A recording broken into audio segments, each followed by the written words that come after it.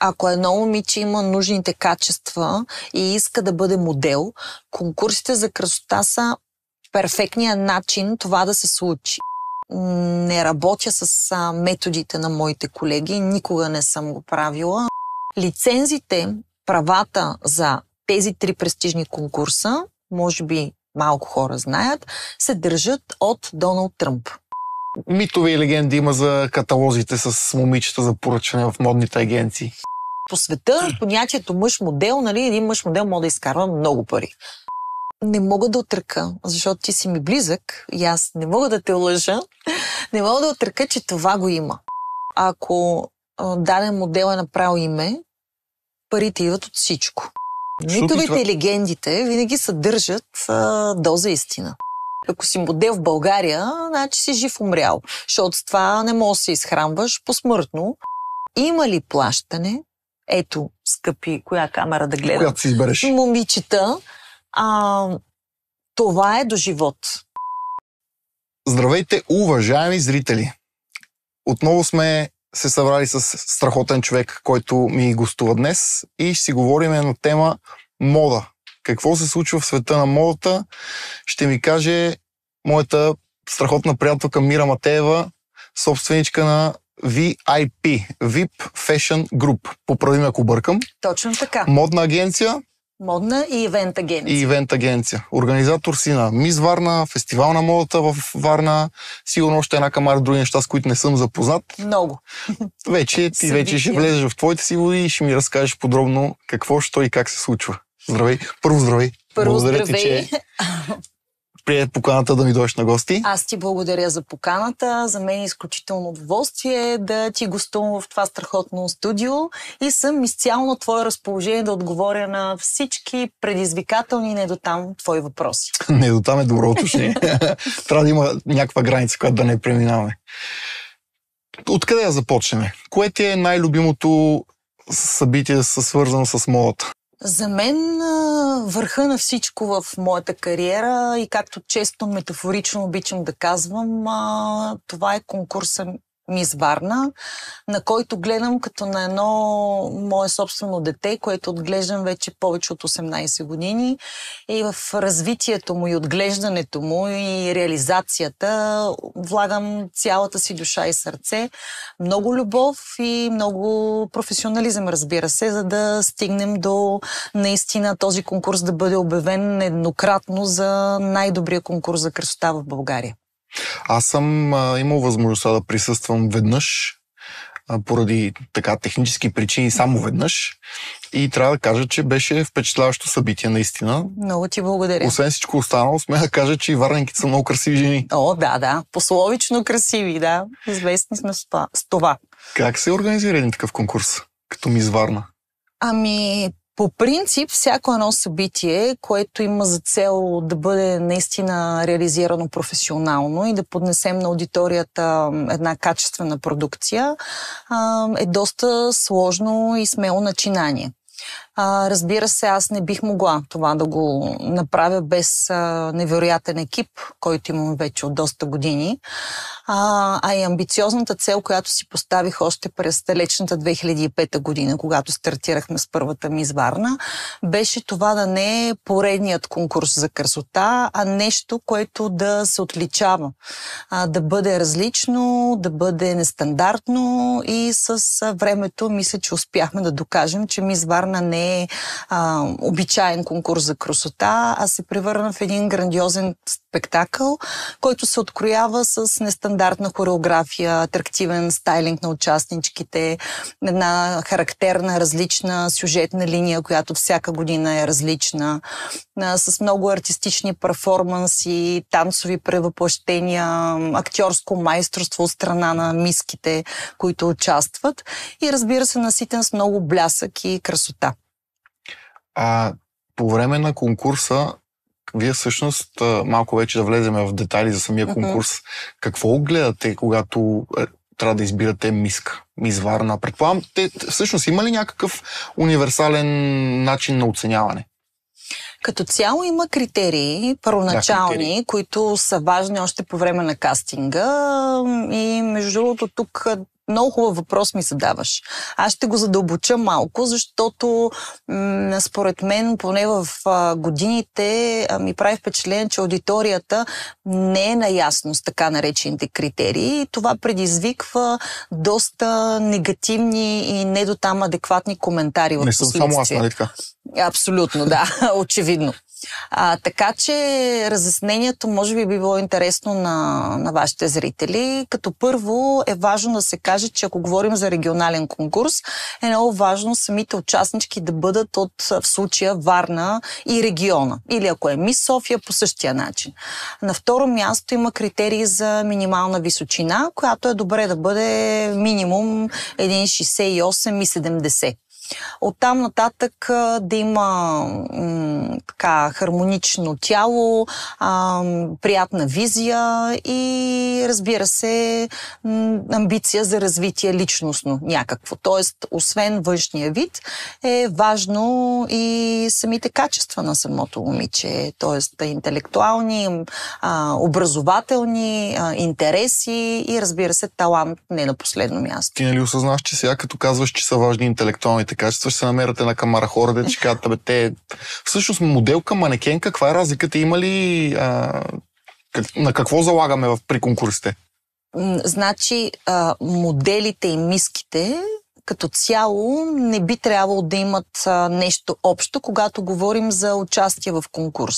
Но разбира се, много често, ако дадената участничка има опит като модел, това е плюс, защото това означава, че тя вече има опит от към стойка, походка на сцена, тъй като за един конкурс за красота визията не е на 100% единственото нещо, което е нужно, защото 50% от класирането финалното се дължи на сценичното поведение на момичетата. Как стои на сцената? Как стои на сцената. Как ходи, как позира. Точно така, защото има момичета, които изглеждат перфектно, с нужната височина, хармонично тяло, красива глава, но не умеят...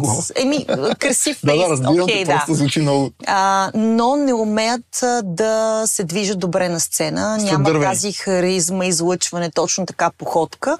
И това със сигурност прави впечатление. Така че 50% сценично поведение, 50%, всичко, което опира до самата визия. Естествено, нали, нещата от към интелект и така нататък, ти се засмява, то това е много важно, но не бих казал, че в България му се отдава толкова голямо значение, така да кажа. Аз се засмях, защото преди време на твоето място седеше Нанси Карабойчева, която е Мис България 2013. Да.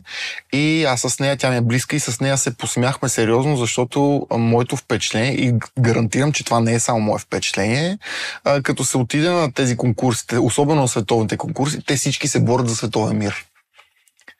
И знаеш, че нали, има причина да се говорят някакви неща, нали, за така е, абсолютно моделки, манекенки и така нататък. Така е.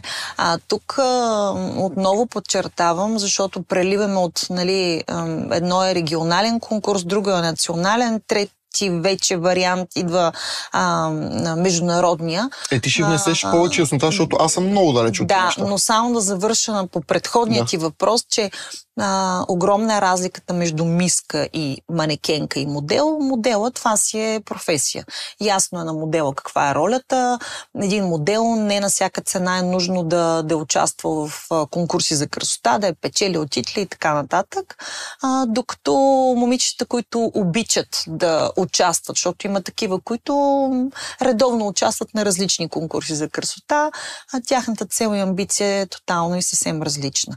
Но често един конкурс за красота е един трамплин, бих казала, за момичета, които имат нужната визия и физика, за да преминат на следващ левел, именно модния подиум. Така че това е трамплин. Първата стълбица, може би, е печеленето на престижен конкурс за красота. Аз след малко ще питам и за вече работни ангажименти и така нататък. Да, обаче да изчистиме първо с конкурсите.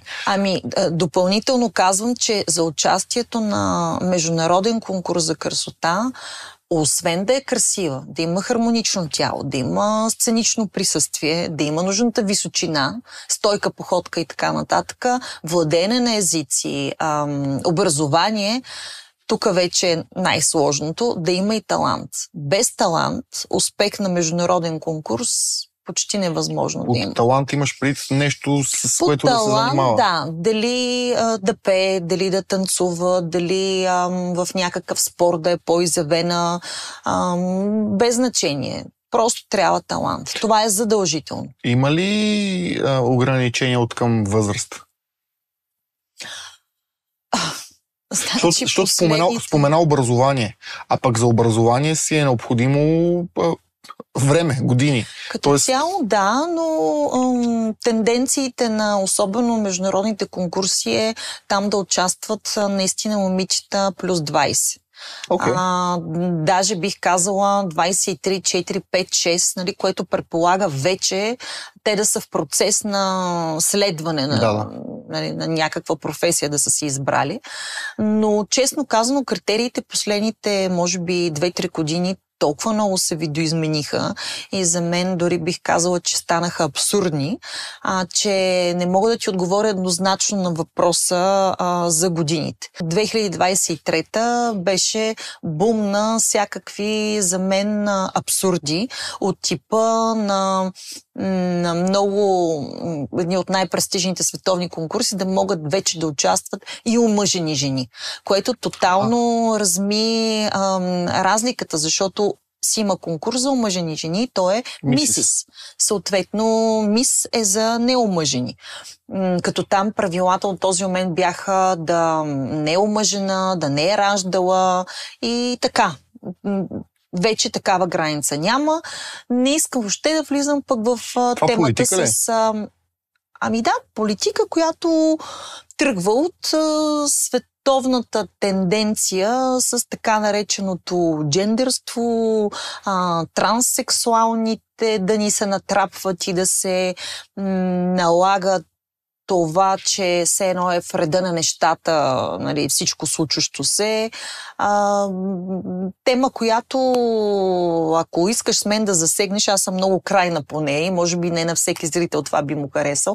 Приемам всички, всеки има право на избор в личен план, но за мен когато нещо ти се натрапва по този абсурден начин, вече буди съмнение защо се прави и какво стои зад кадър. И най-фрапиращият пример е с световните конкурси за красота, точно политиката, която подеха от 23-та, а именно, че вече имат право да участват и транссексуални жени. Аз не съм... Което е за мен неприемливо. Не съм на 100% сигурен за коя държава беше. Мисля, че миската всъщност беше транссексуална жена. На 2 конкурса за красота вече 23-та, които се проведаха Холандия, аз така ако знам. Не се лъжа, беше, да. Имаше още една, на които спечелиха реално мъже с пълна серия операции, превърнати в жени, да го обясня на онези, които терминологията не схващат, нали, защото не всеки е длъжен да е наясно с тези неща, което наистина за мен е абсурдно, защото винаги е имало отделни, както има мис и мисис, винаги е имало и конкурси за транссексуални. Тоест мястото на такива личности, или как да ги назова, които са избрали противоположния пол, те имат своето поле за изява. Такова нещо си имал назад във времето. Винаги е имало, да. И в момента факта, че се размиват тези граници на мис, мисис и другото, за мен е абсурдно. И това не знам въобще докъде ще доведе. Назад във времето нямаше ли ограничения кандидатките, които се явяват, да нямат и пластични операции на такива хирургически намеси? Да, но това беше, нали, това е някакъв мит, между другото. Никога не го е имало като изискване? Имало го е преди много години и отново е нещо, което добре аудиторията да е наясно, че това от много години вече не е фактор. Като всичко тръгна от световния конкурс Мис Свят, Мис Глоб и Мис Юнивърс. Всъщност, важно е да кажем, че 3 са най-престижните конкурси за красота за мис в света. Глоб, Уърд и Юнивърс. Преди години редовно един от тези конкурси се печелеше от или Колумбия, или Бразилия, или Венецуела. И всъщност се оказа, че в тези държави това да се изфабрикува една мис се е превърнало в истинска индустрия. И не случайно може и малко хора знаят, че една от, да не кажем, най-развитите, най-добрите клиники в света за пластична хирургия се намира в Бразилия, Сао Пауло. И де-факто от тях тръгна тази тенденция за хирургическите намеси и общо взето вече нещата придобиха тотално други измерения. Но аз говоря за още 10-15 и повече години назад във времето. Това вече не е фактор. Така че, нали, ми се иска онези хейтери, които започват, ама тя това си е правила, тя има намеси и така, да са наясно, че това вече не влиза в регламент. Позволено е, да. Позволено. И след като е позволено, не бива да бъде обект на хейт. След като по света това се прави, и между другото в България много на късен етап влезе участнички в конкурса да имат намеси. Бих казала, че ние сме една от държавите с най-натурални визии. Колкото и странно и налудничево в момента да звуча за някой. В сравнение с масово Америка, Канада, нали, отново за Латинска Америка вече казах и куп други, Русия, да не говорим Украйна, там руските бивши републики. Добре, да се върнем на тук на местно ниво. Как разбирате, че примерно едно момиче е свързано с Варна? Трябва или трябва да живее във Варна, или да е студентка във Варна, или ученичка във Варна, или региона, разбира се, нали, което хваща доста по-малки населени места около Варна. Така че лесно може да се разбере това. Не е окей, както съм имала не веднъж случаи на кастинг още, се появяват момичета от, примерно, Стара Загора, от Шумен, от дори Перник имаше една участничка, което е потресаващо. Тоест няма как. Това ти си държиш и проучваш тя неща. Държа.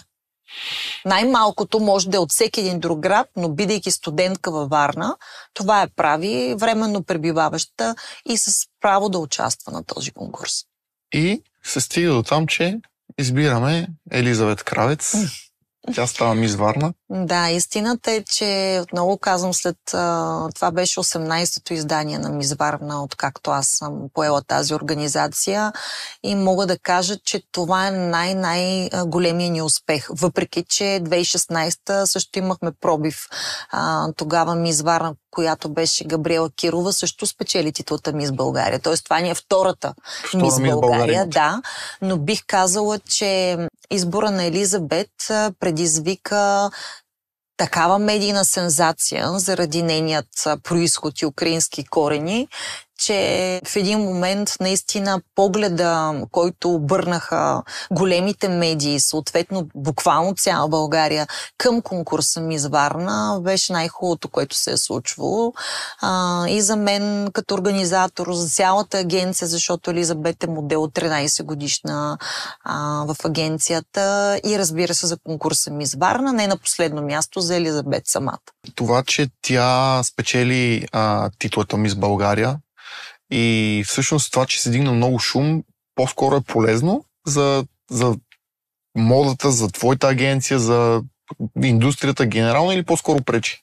В началото скандала беше наистина изключително неприятен, защото в първите 24 часа след нейния избор, основното, което се надигна като вълна, и то не само Варна и регион, говорим лавинообразно в цяла България, беше не да се коментира избора на Мис Варна като визия, като качество, дали тя е красива и заслужава, а акцента беше, че тя е украинка, което пак отново се връщам на това какво е за мен Мис Варна.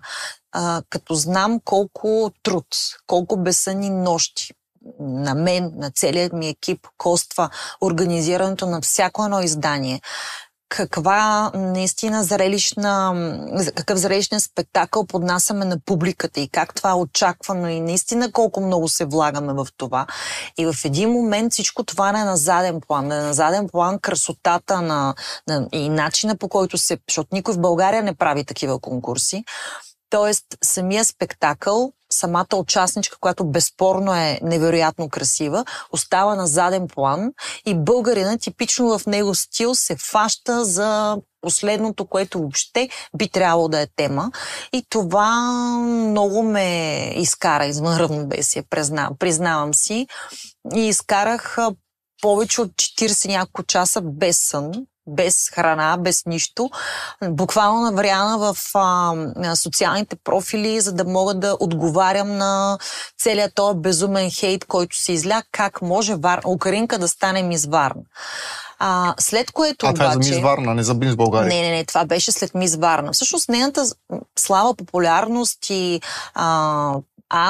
конкурса, агенцията ми, влязахме в под светлините на прожекторите, както се казва, веднага след Мис Варна. Мис България... Колко е разликата във времето между Мис Варна и Мис България? Кога се провежда Мис Варна? Тази година беше много малко. Обикновено е около 2 месеца, но тъй като края на август се провежда Мис Варна, Мис България средата на ноември. Но тази година, поради доста промени, свързани с Мис България, конкурсът беше на 10 септември. Значи горе-долу 2 седмици разлика. Тези 40 няколко часа бяха кошмарни за мен. Но изведнъж, тъй като големите медии, визирам телевизии най-вече, BTV Нова, изведнъж това стана толкова съществено и важно и проявиха огромен интерес към всичко случващо се, отразявайки целият скандал около въпросната украинка, където станала Мис Варна. Някак си, между другото, аз тогава така ми се промени нагласата за медиите като цяло, защото зная, че винаги се търси някаква жълтинка, някаква интрига, нещо, което точно така, което продава. И бях доста скептична. В годините имам доста опит, разбира се, с всякакви журналисти, телевизии, какво ли не. Но този път аз видях как точно медиите обърнаха палачинката, образно казано. Защото, идвайки да правят серия от репортажи с мен, с Елизабет, всъщност те видяха безумността на цялата тази ситуация. И самите те отразиха изключително положително цялата ситуация и поставиха Елизабет като визия и качества в центъра на обектива, изолирайки това с украинския произход и де-факто това пренастроя обществената нагласа и мислене относно казуса. И всъщност дългия ми отговор на твоя въпрос, дали това по-скоро е било негатив или позитив, всъщност се оказа, че този скандал беше най-доброто, което ни се случило ever. До ден днешен берем плодовете на този скандал. Значи няма смисъл да те питам дали е донесло бизнес след себе си. Много голям, да. И друг път е имало причина да си го казвам, но на шега с екипа, като си говорихме, за пореден път си казваме, май е добре ние да си измисляме някакъв скандал, за да може да ни обърнат малко повече внимание и това да бъде печелившо. Никога не съм го правила, но виждам как това работи. Само, че този път беше от негативно към позитивно и наистина вау. Модата не е ли част от шоу-бизнеса? Защото в шоу-бизнеса скандалите продават и то... Факт, само че аз съм някакъв такъв идеалист.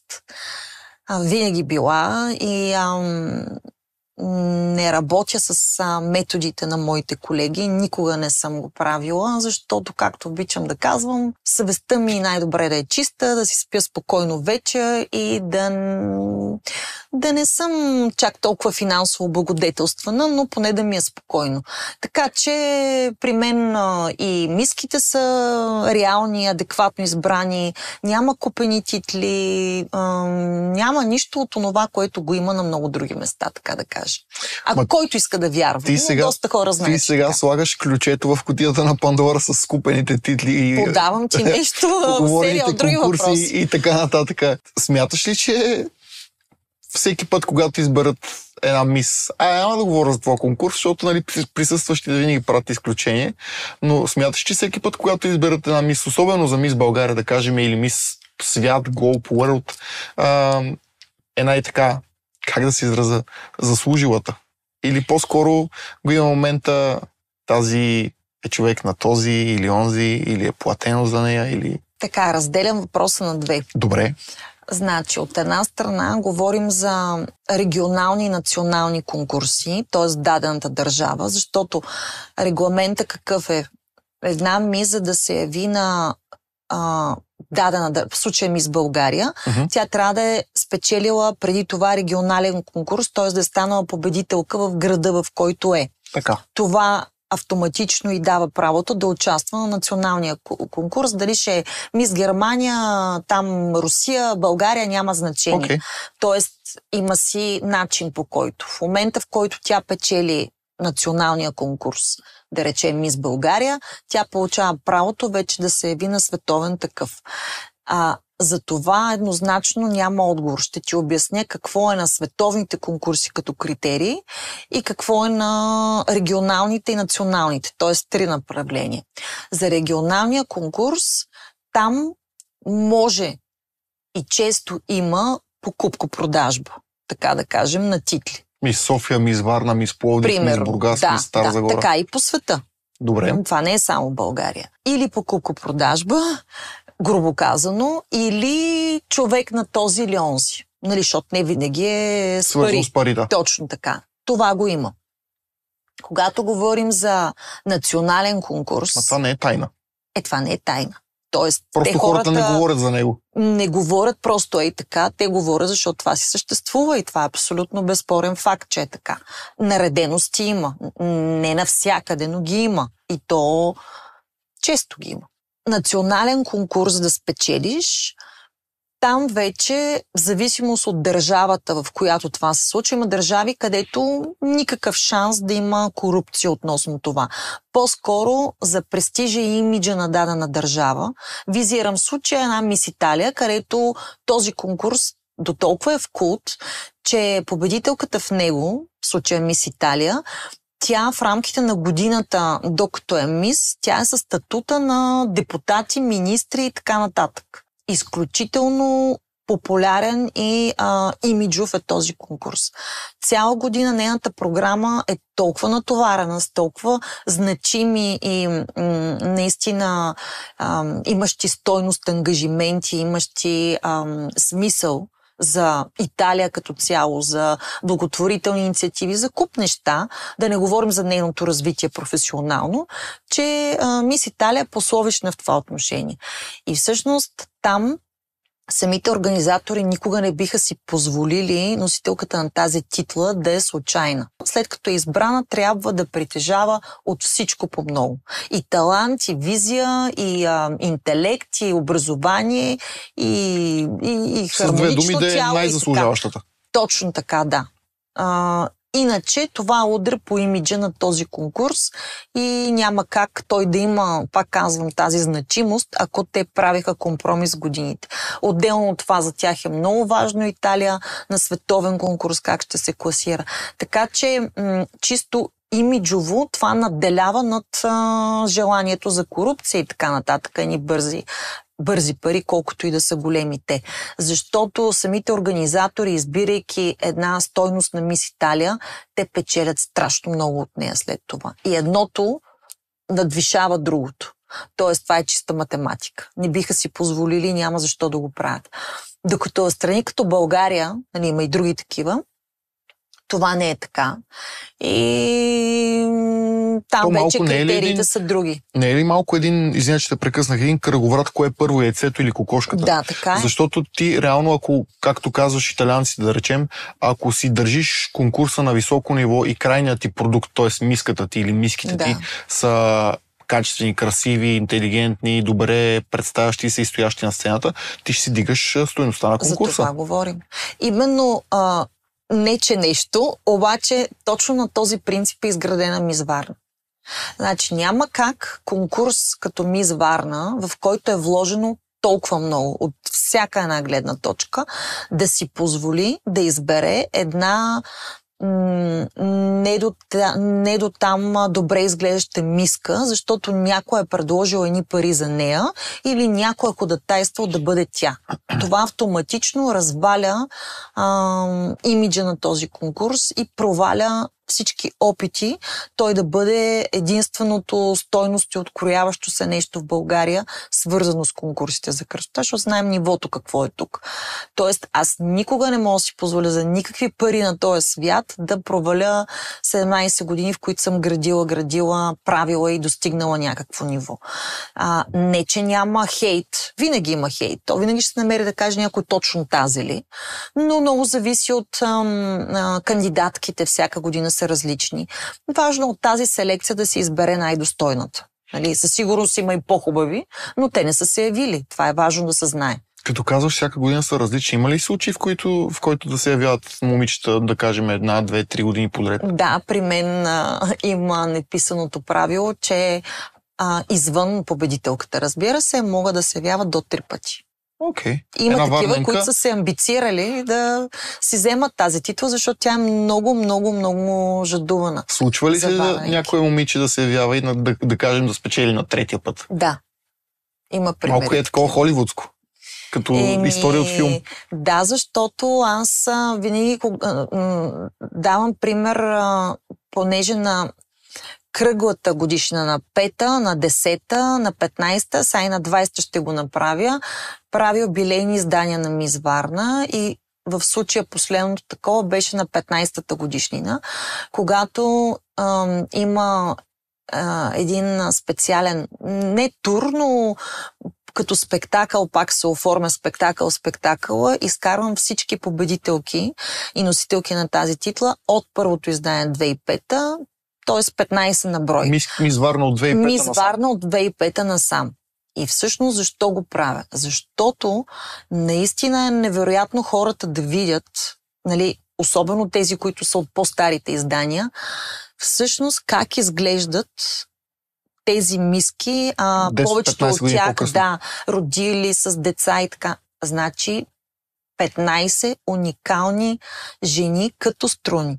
Тяло, походка, всичко. И когато това го видиш, за мен няма по-голямо доказателство за некорумпиран и абсолютно реален конкурс за красота.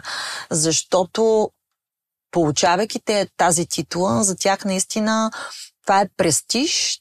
Те след нейното спечелване да докажат, че не само са заслужили, но да се развият до степен такава, че красотата им никога да не пострадва.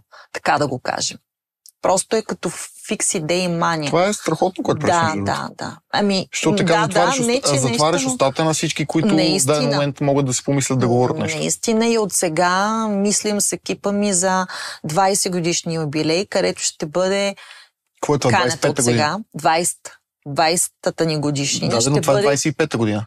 25-та, да, до година.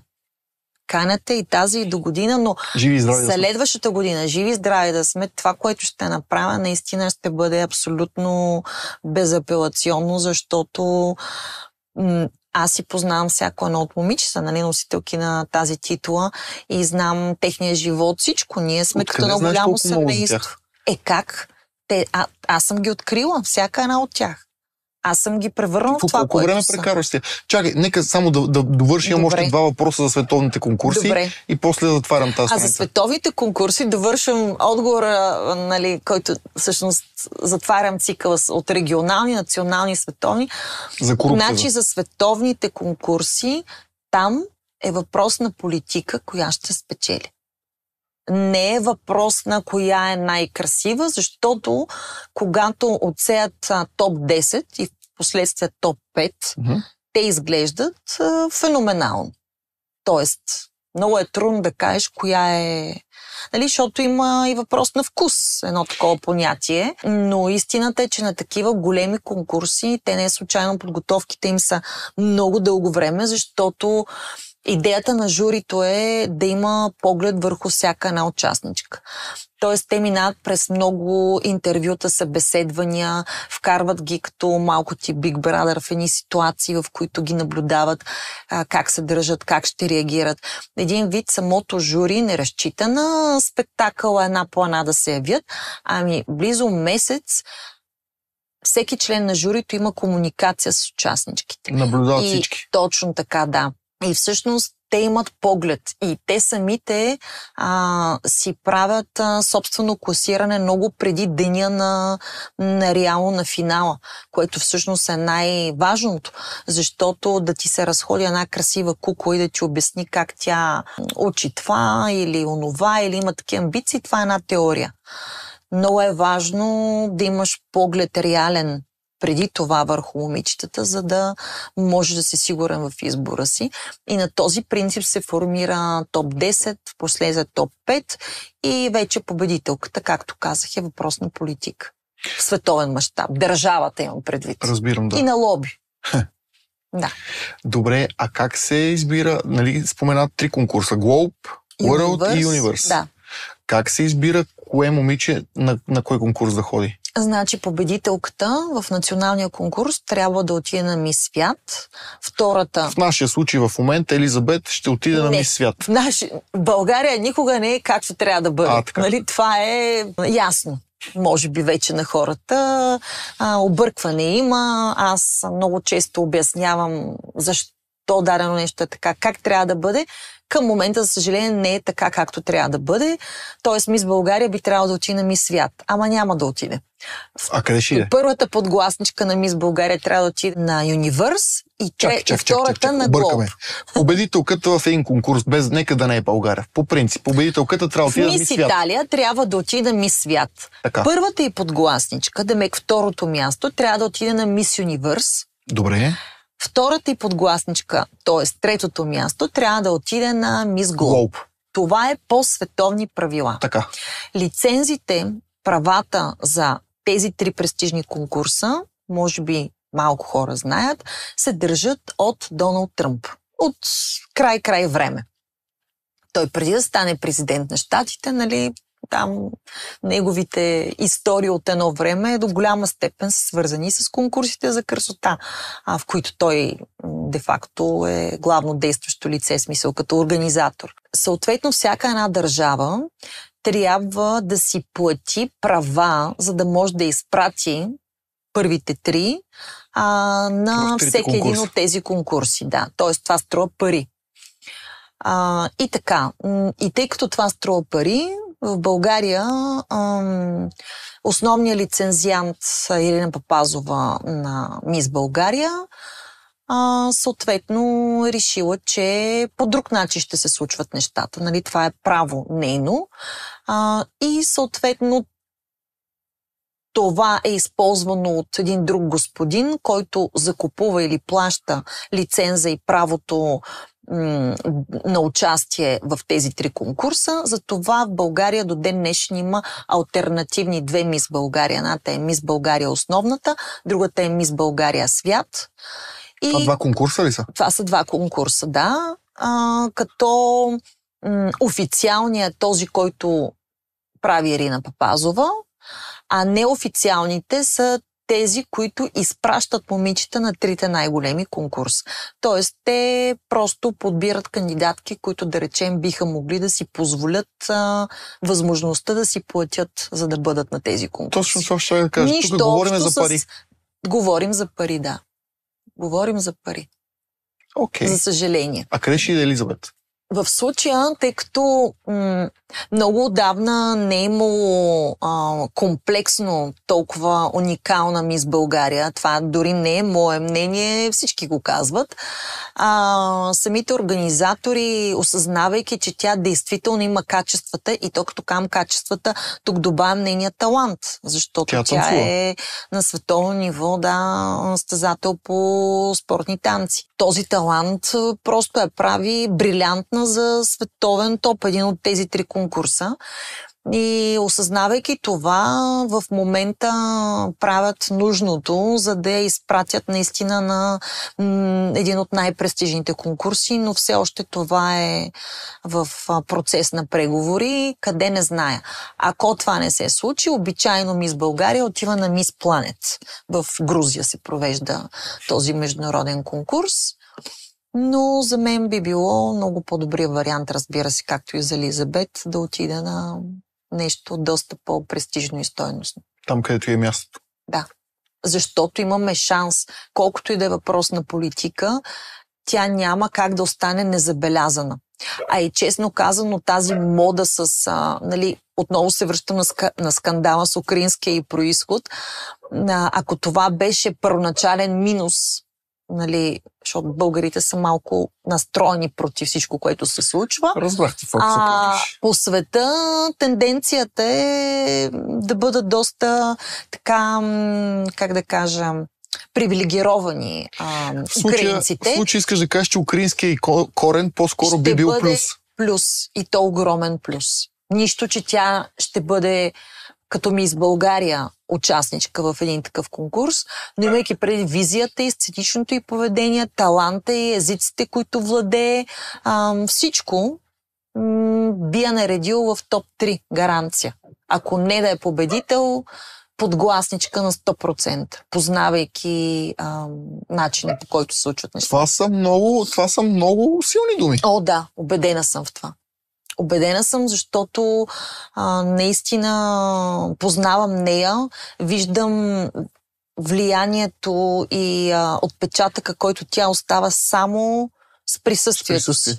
А в момента, в който човек прекара 5-10 минути с нея, бива хипнотизиран от не само красотата, от излъчването и от нещата в невидимото пространство, които не могат да се обяснят. Аз спомням, когато жена ми Христина се прибра от Мис Варна, когато вече беше ясно, коя е победителката, тя каза, Мира е ударила джакпота. Такова момиче, вика, намерила, просто е невероятно. Тази най-вероятно ще стане Мис България. И това е в мига, в който тя спечели Мис Варна. Така е. Така че не съм я виждал никога на живо, виждал съм само нейни снимки, много красиво момиче. Благодаря. Не мога да усетя тази енергия, за която говориш ти, но съм склонен да ти повярвам, защото го чувам от много места. Така е и наистина, защото от провеждането на Мис България, въобще и на Мис Варна до ден днешен, аз съм плътна до нея. Били сме по много интервюта, на много събития и виждам реакцията на хора от всякакво естество. Мъже, жени, няма значение, просто всички са вау! Ние за пръв път имаме такава Мис България. Не бих казала, че е за първи път, просто за съжаление остават много нереализирани нашите Мис България. Това е проблем. Шума, който се дигна около Елизабет преди да стане Мис България, всъщност е причината тя в момента да е толкова желана, търсена и работеща, а не толкова титлата и Мис България. При нея нещата станаха преди това. И беше забелязана и като цяло тази титла е дребен детайл. Дори да не беше станала, това нямаше да промени в момента статуса и на търсен модел, така да кажа. И като каза търсен модел, да отидем вече към... Към къде? Към парите. Така. Кажи сега, тия всички момичета, моделки, манекенки, аз продължавам да не правя голяма разлика между тия думи. Какво всъщност правят? Моделка и манекенка е едно и също по принцип, да. Що имат две думи тогава? Що пък не?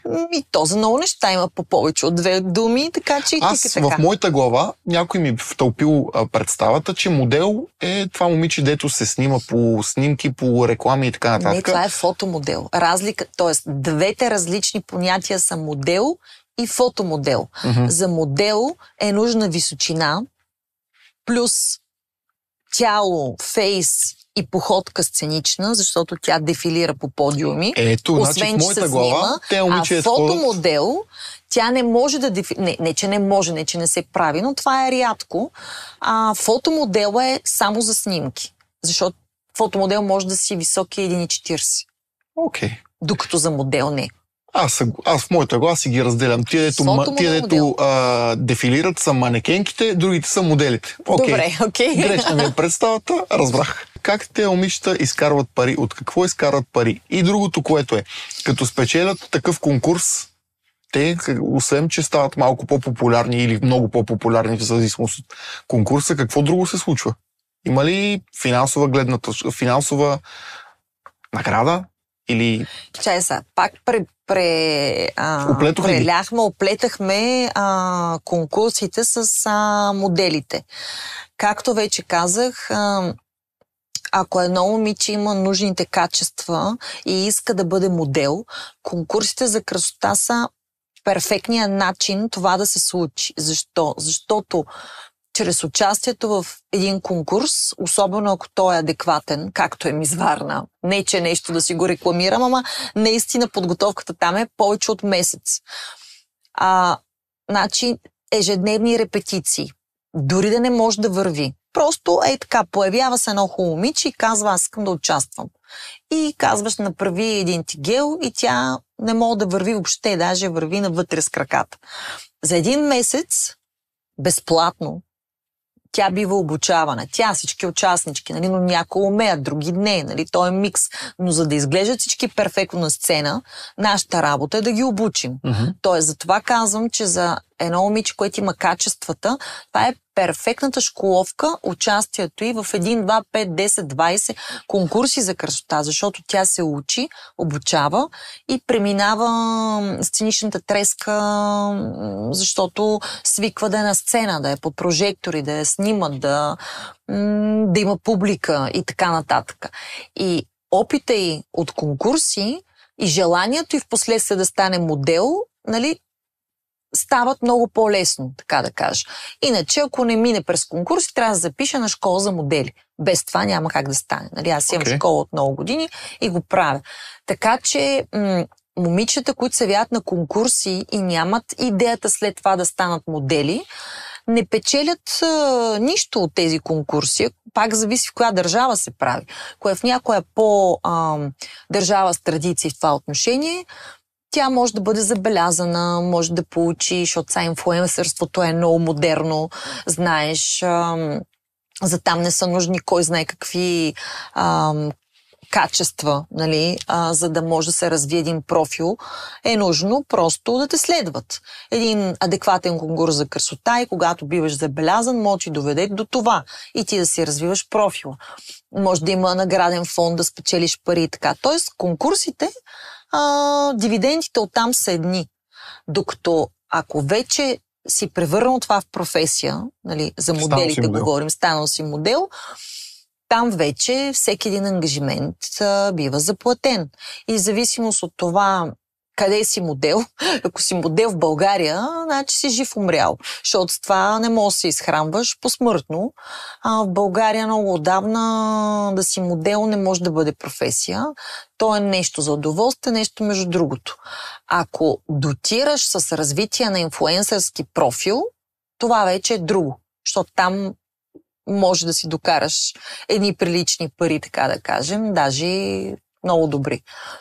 Ако говорим за чужбина, там вече може да бъде професия и в зависимост от психиката ти, нервната ти система и амбицията ти, можеш да правиш много добри пари. Бих казала много-много.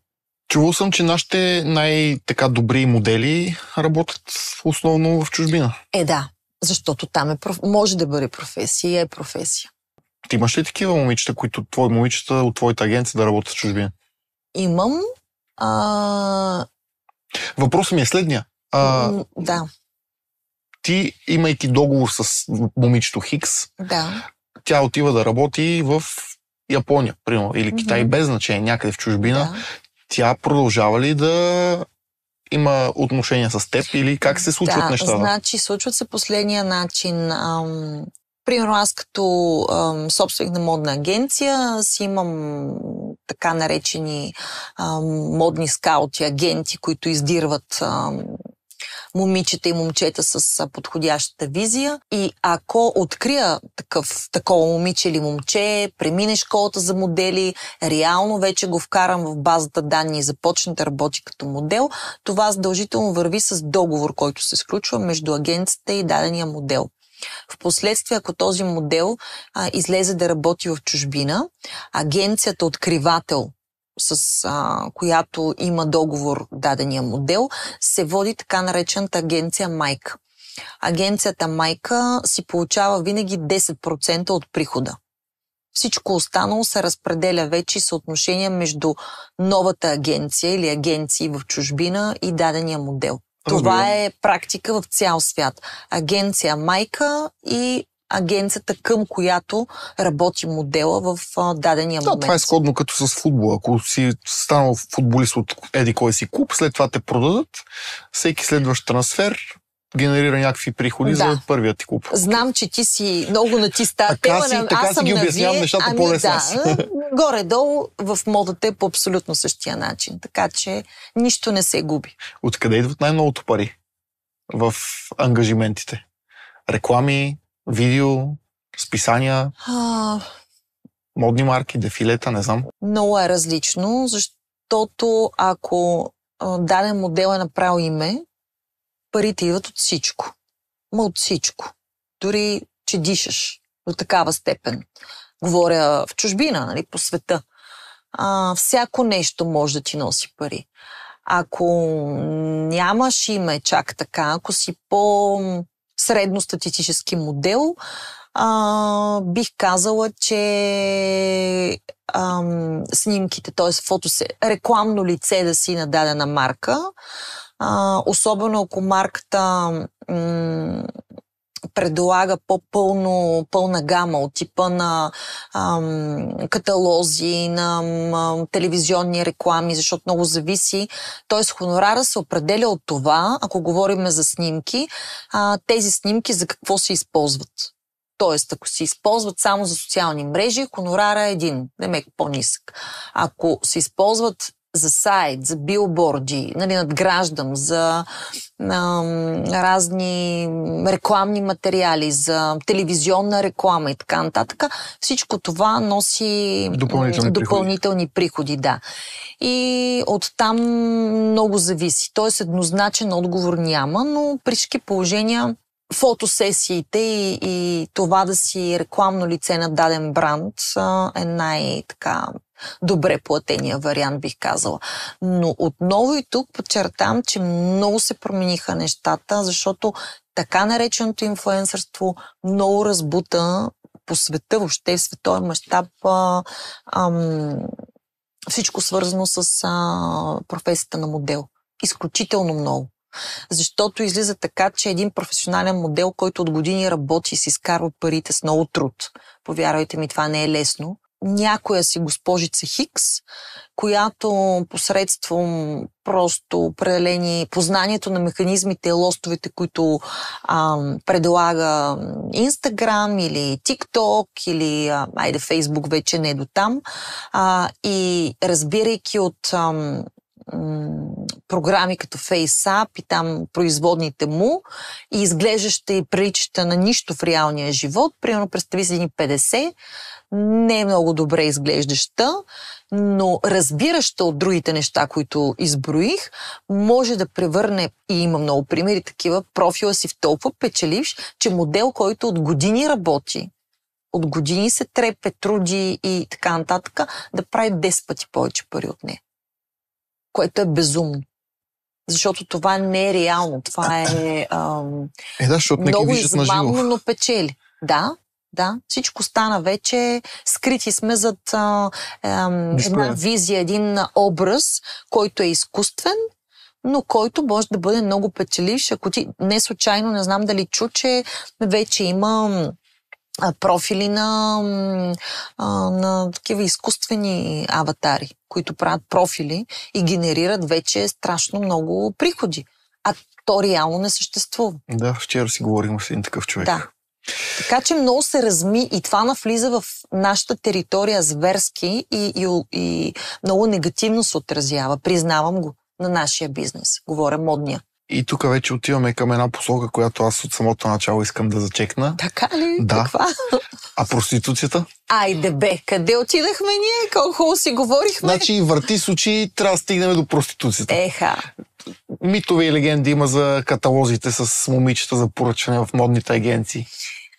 Еха, ами както казах преди малко, митовете и легендите винаги съдържат доза истина. Нали знаеш? Най-перфектната лъжа е она, която съдържа, знаеш. Така че не мога да отрека, защото ти си ми близък и аз не мога да те лъжа, не мога да отрека, че това го има. Мога да кажа, че при мен го няма, ама то какво и друго да кажа, но който ме познава и познава работата на моята агенция, знае, особено в един град като Варна, да не говорим пък, че България си едно село, без да искам да убия любимата ни родина, такива неща бързо се разбират, така че аз гордо заявявам, че такова нещо при мен няма, но по света го има. Да разиграем една хипотеза. Идва едно момиче при тебе, което е много хубаво и ти го харесваш. Подписваш договор и тя става твоя моделка. Да. И в следващия момент обаче идвам аз, който имам възможности и ти казвам, Мира, госпожица Хикс, на мен много ми харесва. Искам да я ползвам, ама не да я снимам. И какво се случва? Ти хубаво го разиграваш, само че аз за 18 години, да меко 2005 до момента, този филм съм го играла нееднократно. И то точно защото понятието модна агенция задължително в представите на хората се свързва и с възможността да си поръчаш момиче чрез заплащане. Тоест, битувайки този мит, както ти каза, в момента, в който аз направих моята модна агенция, айде не веднага, но да речем 6 месеца, 7 месеца по-късно, започнах да получавам такива заявки. Това е шок. Нали, беше шок, вече не е за мен, но няма как да се развенчае този мит. Тоест това, че при мен не се е случило, няма се случи, не означава, че мога да променя представата на хората за тези неща. И дори имам един много фрапиращ случай на човек, който ми е близък. И който до ден днешен не ми вярва, че това го няма и мисли, че само на него му отказвам. До такава степен, нали. Та, какво би се случило? Казвам ти го, защото на мен ми се случва често да водя такива разговори. В началото казвах, абсурд, как може, нали, бях така много наивно потресена, неопитна, бих казала, в реакцията си и възмутена и много го мислех, страдах как може до следващия път. Но в годините се уверих, че това нещо няма как да избягам от него и за да изглеждам по-адекватна в очите на хората, казвам, че просто в моята агенция нито едно от момичетата не е склонно за никакви пари да направи това и че аз не го толерирам и че не мога да помогна. Мога да съдействам за контакт с хора, които се занимават с това, и да си оправят нали, техните там желания, нагони и така нататък. Казано на по-прост език, виж какво, аз не съм сводник, обаче познавам сводници, ако искаш ще свържа с тях. Не се шегувам, може да звучи така доста дръзко изречено от мен, но си признавам, че във времето се принудих да обърна нещата по този начин, защото наистина си давах сметка, че звуча нелепо и никой не ми вярва. Естествено, никой не се е възползвал от това, че мога да му направя контакт. Това беше на мой трик, нали, в интерес на истината, да звучи убедително, че мога, няма никакъв проблем, има го това, нали, на други места, ще направя всичко нужно, защото той ми е много приятен или близък, нали, услуга ще направя, но не искам да участвам в това. И разбира се, нали, слава Богу, защото ако някой беше казал, окей, нали, дай да видим. Ще си от друга кофти ситуация. Да, но нали, не ми се е налагало. Ами какво, ако някой от твоите момичета всъщност реално си припечела по този начин? Отново съм откровенна.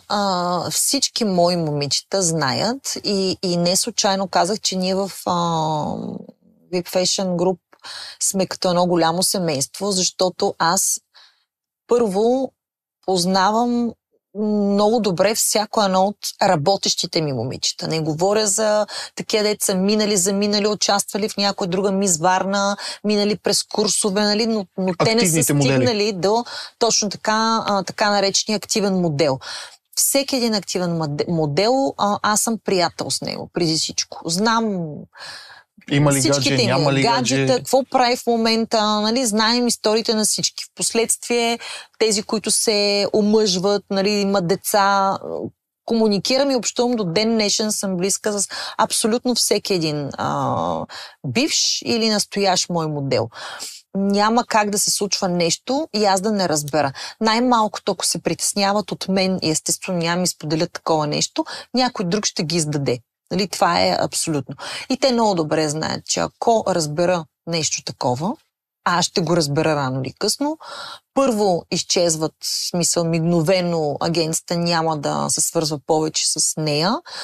Второ, губи мен като приятел и човек, който винаги им помага за много неща.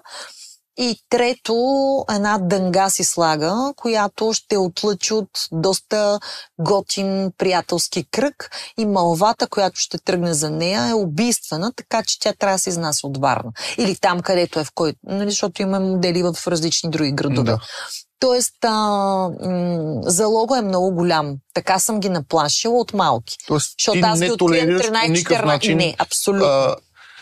Аз не толерирам... Проституцията. Не само проституцията, аз ги контролирам дори в поведението им на обществени места, в алкохол, други субстанции, честа смяна на партньори, ако право ме разбираш, защото, нали, те етикетите много лесно се лепват в днешно време.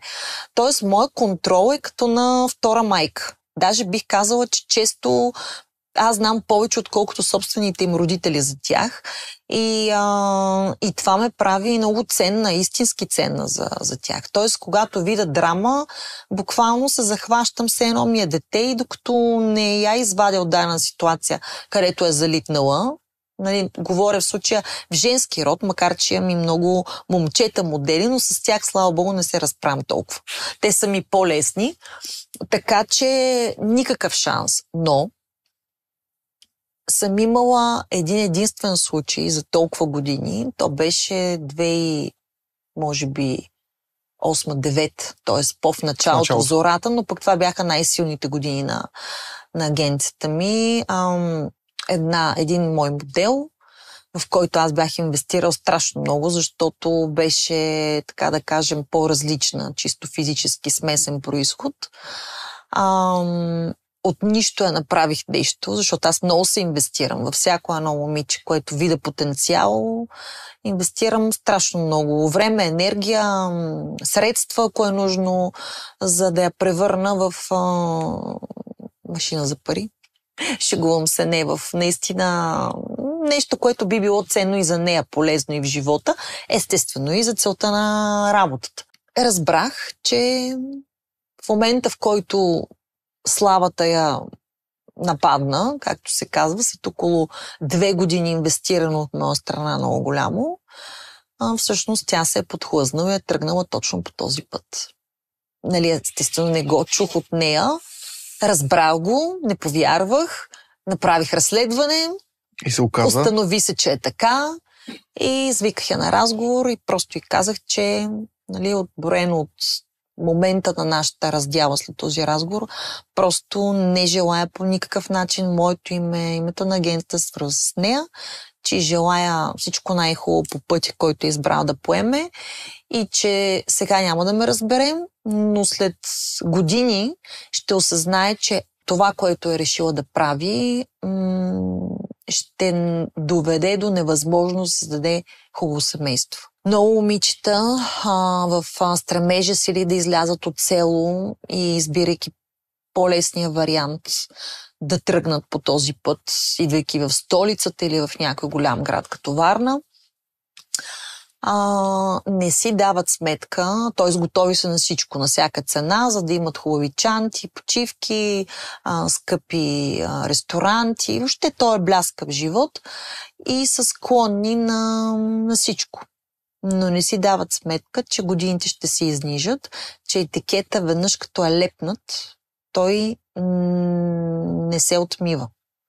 И години по-късно, защото има много примери, нали? Аз в момента не мога да говоря с имена, но разбира се, като човек, който е в тези среди, който знае много неща, знам толкова много истории за това как си провалят живота заради един такъв избор.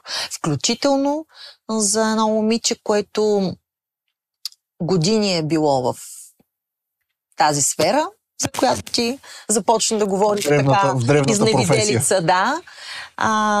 И съответно излиза, разбира се, иска да си изчисти имиджа, 2-3-5 години, не прави нищо, т.е. извън древната професия, съответно среща принца на бял кон, сватба, всичко както е по филмите, 2 деца, само че малкият детайл, че този човек, когато се влюбва, се захваща с нея, влиза в брак, деца 1-2, той не знае за това какво тя е правила 5 години по-рано и хикс години извън, т.е. преди тези 5. И става така, че ненадейно разбира. И то по много, нали, брутален начин, такъв удръщ, като товарен влак, мъжкото его. То няма лек начин, по който да разбереш, че жена ти е била така. Има начини, било е доста така тежко. И съответно това доведе до тотален срив, разбиване на семейството и в момента 2 дечици са супер нещастни, тя трудно се оправя и нещата са много тежки. Защото няма как да избягаш от това минало. Тоест аз смятам, че всеки един човек може да се промени, нали, може да е вършил много глупости в живота си, но има неща, които би могъл да ги, как да кажа? Да си ги спести. Има неща, които са преодолими, така да кажем. И възходящата промяна към добро, нали, е нещо, върху което ще се фокусират важните ти хора, за които има значение твоето тъмно минало, така да кажем.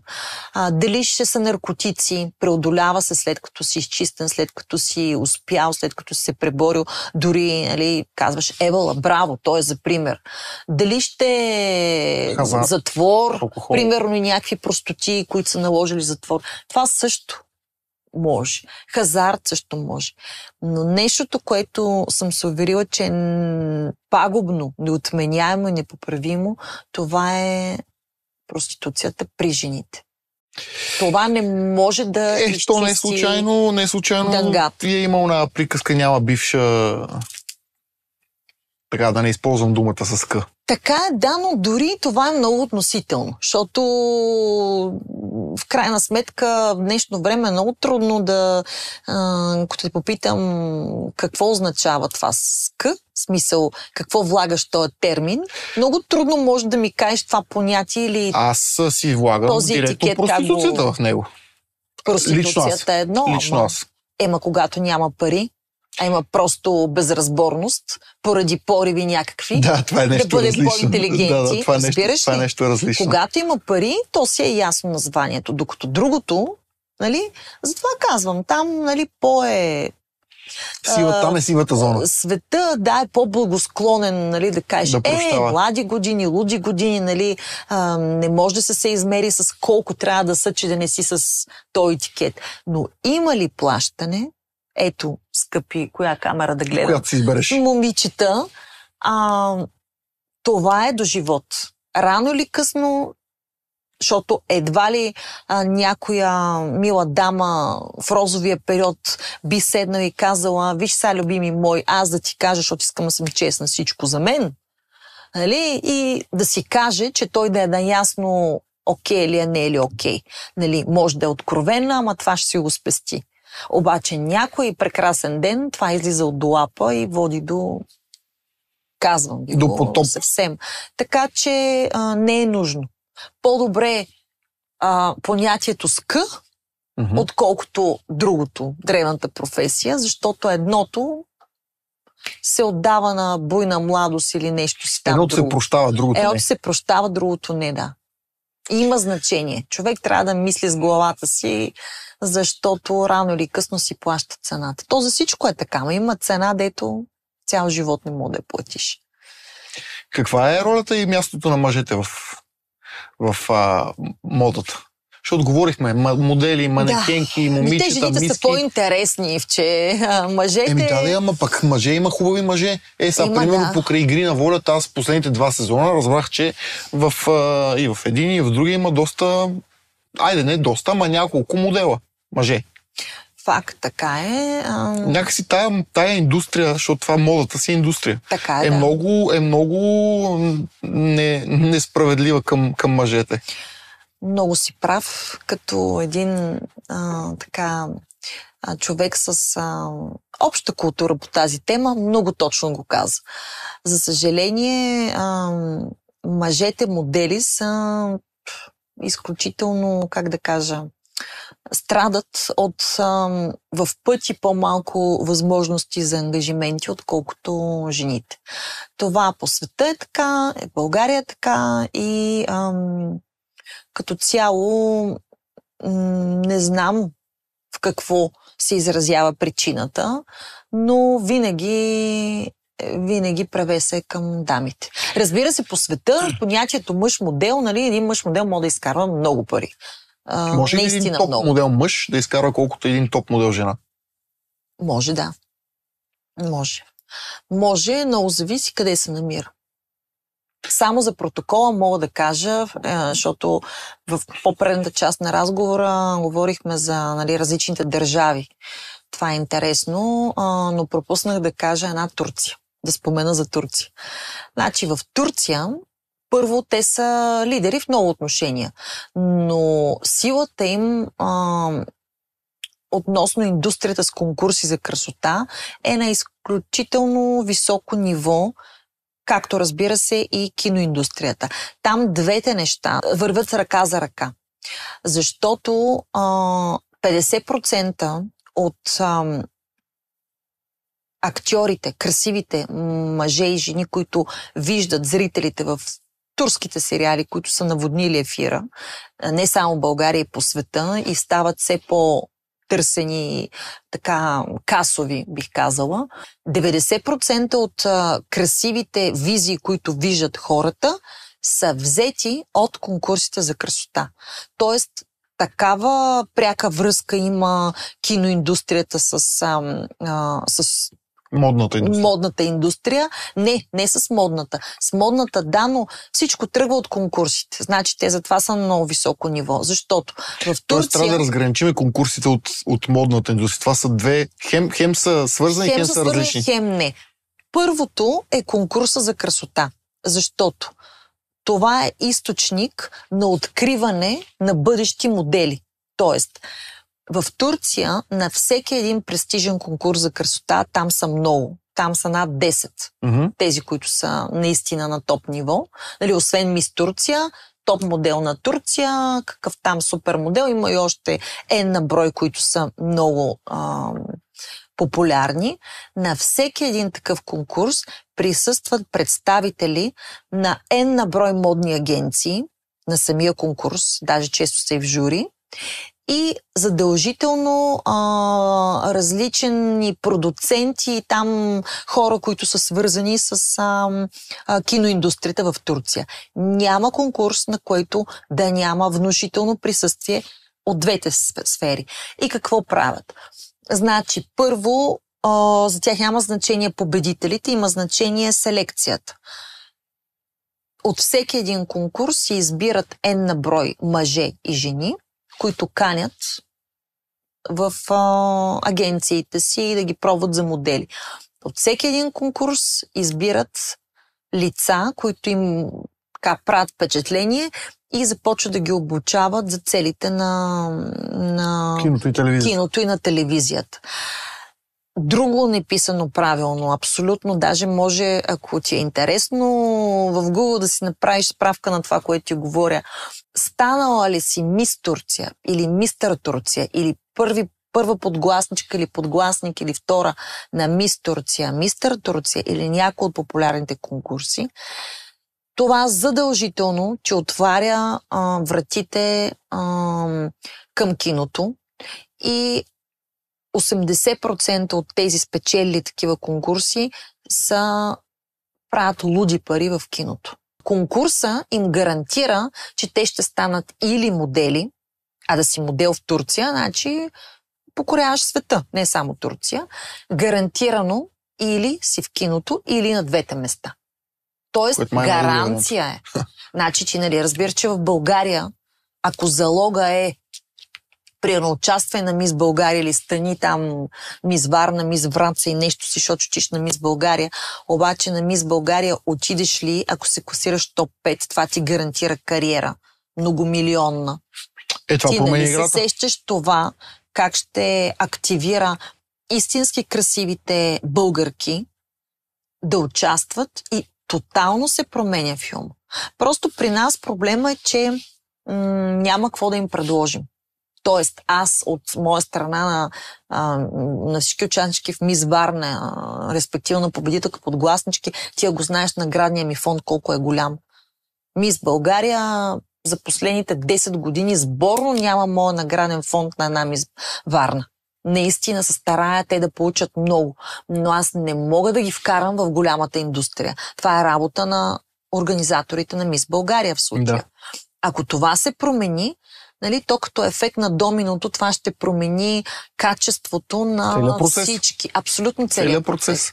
Защото Турция е наша съседка и ние само ако пример вземем минимален оттам, нещата могат да се видят. Защото знаеш колко холивудски филми се снимат тук, какви неща се случват.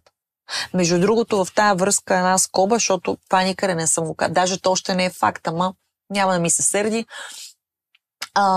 Имах онзи ден, понеже сме близки с Мариан Вълев, актьора и продуцент, ми се обади с желанието да участвам в един негов проект, свързан с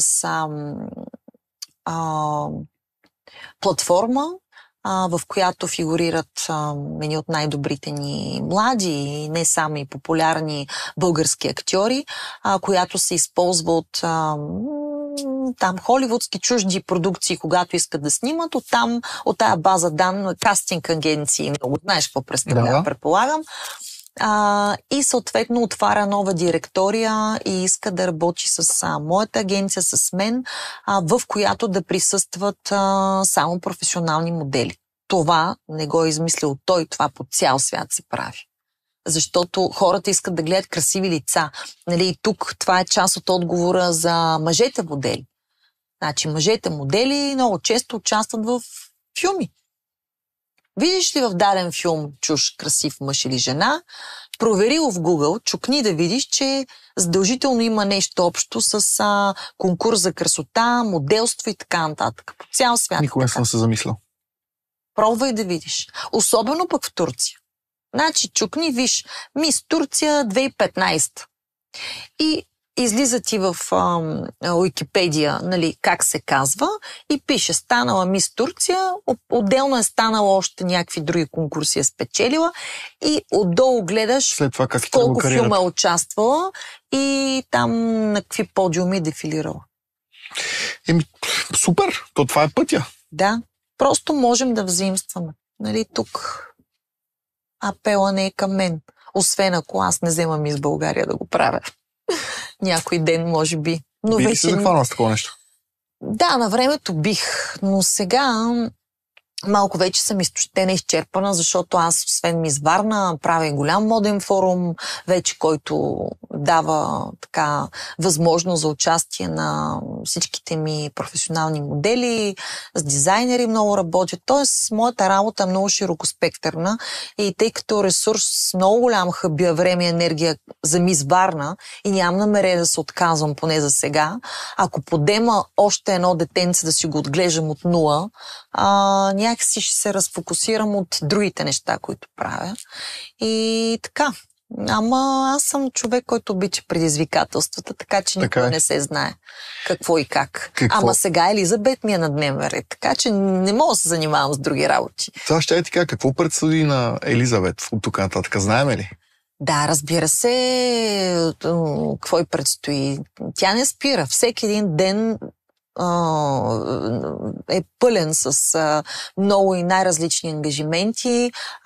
Официално това никой не го знае. Пак тук при теб го казвам за първи път. Официално от януари вече се премести да живее в София, тъй като възможностите и ангажиментите налагат тя да бъде тук.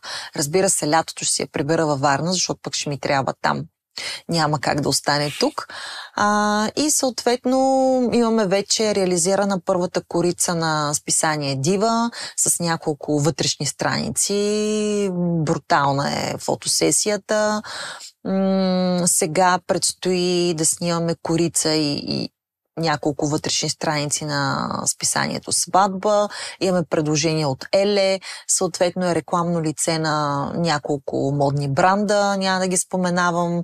В преговори сме на редица други. Предстои нещо, което няма как заради договор да издам в момента, но ако ме поканиш отново на интервю, което ще има за какво ще да си говорим след месец, вече ще мога да говоря свободно за това, но мисля, че нещото, което и предстои, наистина ще изстреля в космоса, макар че тя и към момента така доста добре върви. Да кажем, че бъдещето пред нея е светло. Много, да. Много светло. Много се радвам за нея, защото наистина го заслужава и аз го заслужавам. Защото в крайна сметка това е моята цел, да откривам, да създавам и да се радвам на плодовете на моя труд, да виждам момичетата ми реализирани, в последствие да ги виждам щастливи в личен план и така. Това са цели 18 години, така че то не е, може би като, не знам дали сме на финал, защото ми се струва, че много време говорихме. В общи линии аз си поизчерпах въпросите, да? Да, на ум ми беше нещо, което сякаш звучи като за финал. Аз съм наистина изключително щастлива, че успях да превърна страстта ми към модата и красотата в професия. Малко хора могат да се похвалят, че работят и правят пари от това, което обичат и истински им достава удоволствие. И истински вярвам, че когато човек влага душа и сърце в това, което прави, то успеха е неминуемо гарантиран и наистина впечатляващ. Това май важи за всички сфери. Да, за това не влагам първо лице единствено число, а казвам, когато човек влага. И това е моят апел, хората да правят това, което обичат, да влагат страст, душа, сърце и разбира се, да правят това, което умеят. Ако им липсва нещо, което не го разбира, да не имат най-добрите. Защото това винаги е била моята формула за успех. За всичко, което аз правя, този творчески процес, аз може да съм водеща фигура, обаче сама никога не бих успяла. И моето мото от ден първи е било да правя онова, което разбирам, да се развивам за нещата, които не разбирам, а до тогава да наемам най-добрите в сферите, в които аз не се чувствам достатъчно добра. И тази сглобка е успешната формула. Защото в България малко се мъчим да правим всичко в едно, да сме професори по всичкология, а то няма как. Окей, ама екипността и това да си знаеш мястото, къде си позициониран, а да не фърчиш в облаците е много важно, за да си реалист. Това е най-голямата тайна, да имаш добър екип. Добър екип, да. Защото в крайна сметка сам човек не може да направи. Да не си мислиш, нищо. Че си най-добър във всичко, защото според мен няма такива хора. Има такива, които си мислят така. Си мислиш едно, ама да си е друго. Така че това смятам, че е най-успешната формула. Виждам, че и ти така действаш по същия начин и мислиш както и аз и много се радвам на развитието и на въобще възхода, на всичко, което се случва и при теб. С малки стъпки, ама важно е да вървим в правилната посока. Важно е да има еволюция. Да. Лошо е, когато има инволюция, не е добре, когато има застой. Така че възходящата линия е добре. Точно така, да се развиваме, да сме живи и здрави и да ходим в правилната посока. Най-важното. Пожелавам ти го от сърце и още веднъж много ти благодаря за това, че ме покани. Аз ти благодаря, че дойде. А сега е момента да кажа на хората да се абонират за канала ми. Лайк, коментар, пишете коментари и хубави, и лоши. Аз ги чета, на едни отговарям, на други не. Където не ви отговарям, постарайте се повече. Може да последвате Мира във всички социални мрежи. Така че благодаря ви, че гледахте и от тук нататък предстоят още много интересни видеа с много интересни хора. А на тебе още веднъж благодаря, че... Благодаря ти и аз. Успехи в че. Айде, аз си завършвам епизодите така. Ставам и си излизам от кадър и който каквото иска това да прави. Добре. И кучето се разлая.